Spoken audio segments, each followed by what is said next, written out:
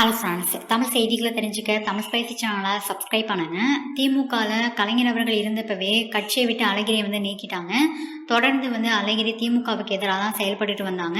கலைஞர் அவர்கள் இறந்ததுக்கு அப்புறமும் கூட ஸ்டாலினுக்கு எதிராக அழகிரி செயல்பட்டு வந்தாங்க. திமுக தன்னை சேர்த்துக்கணும் அப்படின்னு ஆதரவாளர்களை சேர்த்து பேரணி நடத்துனாங்க. அதே மாதிரி திமுக தன்னை சேர்த்துக்கல அப்படின்னா திமுக பல பின்விளைவுகளை சந்திக்கும் அப்படின்னு சவால்லாம் விட்டாங்க. ஆனால் ஸ்டாலின் எதையுமே கண்டுக்கல. இப்போ பாஜகவானது அழகிரி எப்படியாச்சும் ஸ்டாலினுக்கு எதிராக திருப்பி தேர்தலில் ஜெயிக்கணும் அப்படின்னு புதிய திட்டம் ஒன்று போட்டிருக்காங்களாம். அது மட்டும் இல்லாமல் அழகிரியை பாஜக தன் பக்கம் இழுக்கணும் அப்படின்னு பல முயற்சிகளையும் எடுத்துட்டு இருக்காங்களாம். ஆனால் அழகிரி பாஜக பக்கம் போக மாட்டாங்க. ஏன்னா பாஜக மேலே மக்கள் கடும் அதிருப்தியில் இருக்காங்க.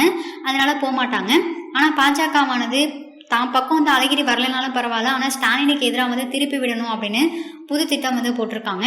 ஸோ வரக்கூடிய மக்களவை தேர்தலில் ஸ்டாலினுக்கு எதிராக அழகிரியை பிரச்சாரம் பண்ண வைக்கணும். இதன் மூலமாக திமுகவுக்கும் ஸ்டாலினுக்கும் மக்கள் மத்தியில் கொஞ்சம் செல்வாக்கு கம்மிப்படுத்தணும். தமிழகத்தில் ஸ்டாலினோட வலுவான கூட்டணியை எப்படியாச்சும் கலைக்கணும் அப்படின்னு பாஜகவானது பிளான் பண்ணியிருக்காங்களாம். ஸோ இதன் மூலமாக தென் தமிழகத்தில் பாஜகவானது நிறைய தொகுதிகளில் வெற்றி பெறணும் அப்படின்னு முடிவு பண்ணியிருக்காங்க. ஸோ பாஜகவோட இந்த திட்டமானது எந்த அளவுக்கு வெற்றியை கொடுக்க போகுது அப்படிங்கிறத நம்ம வெயிட் பண்ணி தான் பார்க்கணும். இந்த வீடியோ உங்களுக்கு பிடிச்சிருந்தா லைக் பண்ணுங்கள், ஷேர் பண்ணுங்கள்.